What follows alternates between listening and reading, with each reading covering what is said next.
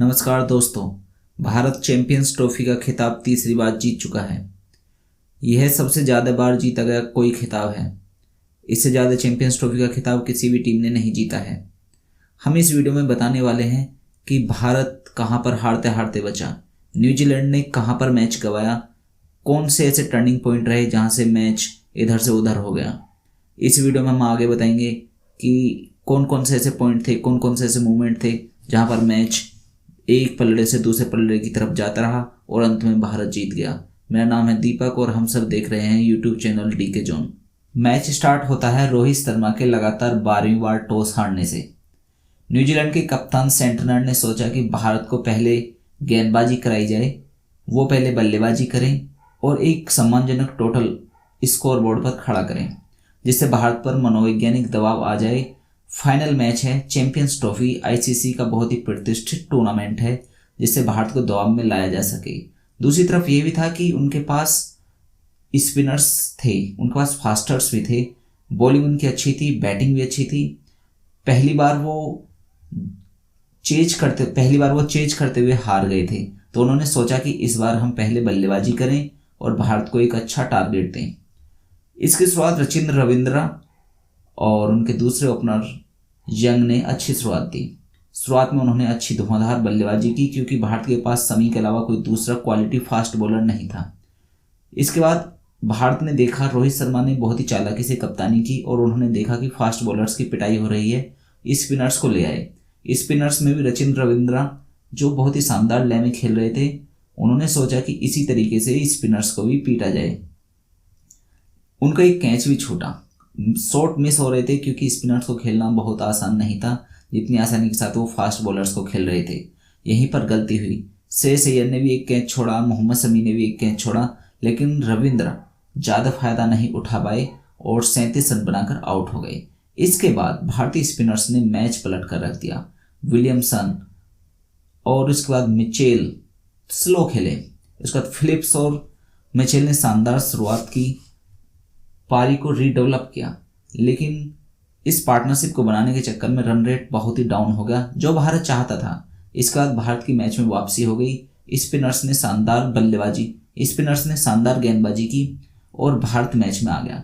लेकिन जैसे ही स्पिनर्स का कोटा पूरा हुआ, न्यूजीलैंड के बल्लेबाजों ने फिर से धुनाई स्टार्ट कर दी। शमी, पांड्या, इन सबको बुरी तरीके से मारा।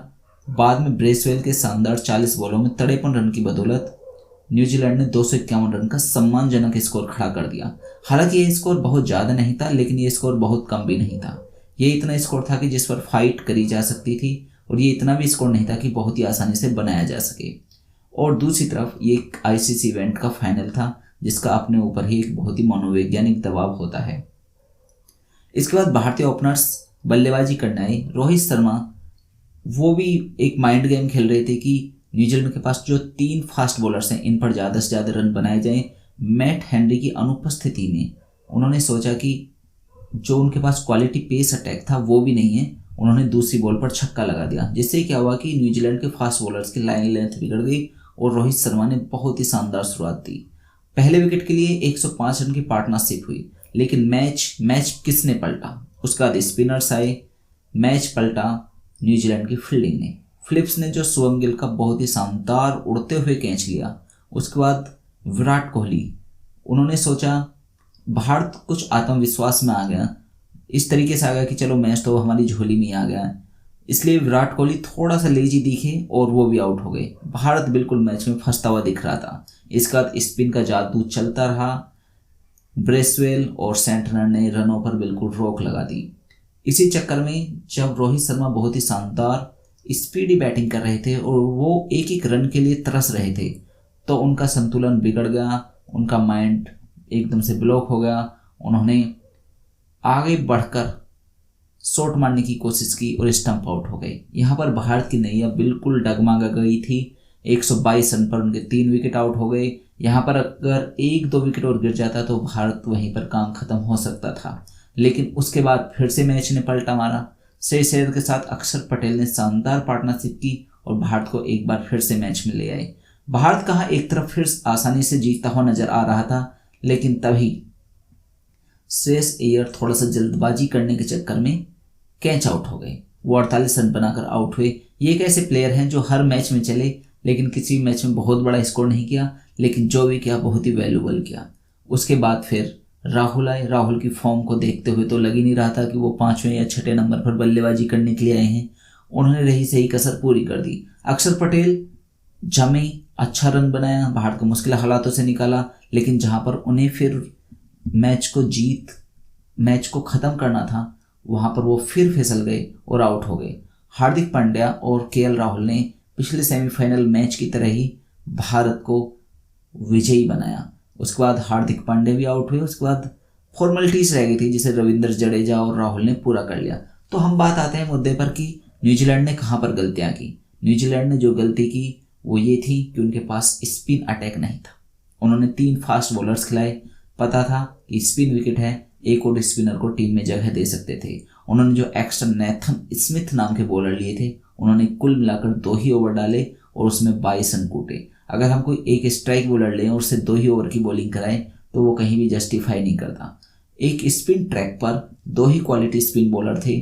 सचिन रविंद्रा ने भी बॉलिंग की, वो ऑलराउंडर हैं, लेकिन एक और स्पिनर टीम में रख सकते थे। दूसरी बात करें कि जहां पर एक बहुत ही शानदार शुरुआत मिली थी, सचिन रविंद्रा ने बहुत ही स्पीडी शुरुआत दी थी। उसके बाद न्यूजीलैंड की टीम विकेट बचाने के चक्कर में कि विकेट बचे रहें, खेल को बहुत ही स्लो कर दिया। इस स्लो गेम के चक्कर में क्या हुआ कि जब उन्हें मारने का मौका आया अच्छी गेंदबाजी के सामने, जहां विकेट गिरे फिर दोबारा से, और वो उबर नहीं पाए। कुल मिलाकर कहा जाए तो बीच के ओवर्स भारत ने मैनेज किए, शुरुआत में और बाद में थोड़ी सी पिटाई हुई, इसलिए 251 रन पर रिस्ट्रिक्टेड रह गए। एक और चीज आती है कि जहां पर भारत के 3 विकेट आउट हो गए थे, उन्होंने अक्षर पटेल और श्रेयस अय्यर को सिंगल लेने दिए, जहां उन्होंने एक तरफ से रोहित शर्मा और श्रेयस अय्यर पर बिल्कुल ब्रेक लगा दिया था, वहां अक्षर पटेल के आते ही सिंगल अलाउ कर दिए और भारत यहां से धीरे धीरे मैच को निकाल के ले गया। तो ये कुछ ऐसे पॉइंट थे, ये ऐसे मैजिक मोमेंट थे जहां पर मैच इधर से उधर हुआ, लेकिन ज़्यादातर टाइम यह मैच भारत के ही पलड़े में रहा। शुभम गिल और रोहित शर्मा ने जो सबके साझेदारी की थी, उससे पूरी तरह से मैच भारत के पक्ष में आ गया था। उसके बाद 3 विकेट जल्दी से निकाल के न्यूजीलैंड ने अपनी तरफ ले लिया और यहीं पर रिस्ट्रिक्टेड करना था। और दूसरी तरफ कहा जाए तो ये पार्टनरशिप जो हुई अक्षर और श्रेयस के बीच, इसने मैच को भारत की तरफ मिला दिया। तो ये कुछ ऐसे आउटपुट थे कि जहां पर गलतियां हुई न्यूजीलैंड से, गलतियां भारत से भी हुई, लेकिन ये कहते हैं कि अंत भला तो सब भला। भारत चैंपियंस ट्रॉफी जीत गया, इसलिए कोई बुराई नहीं दिखेगी। लेकिन जो कमी रह गई थी वो एक फास्ट बॉलर की कमी हमें दिखी। मोहम्मद शमी किसी भी लय में नहीं दिखे। वो तो स्पिनर्स का शुक्रिया अदा करो कि उन्होंने इस टूर्नामेंट को भारत की झोली में लाकर रख दिया। धन्यवाद।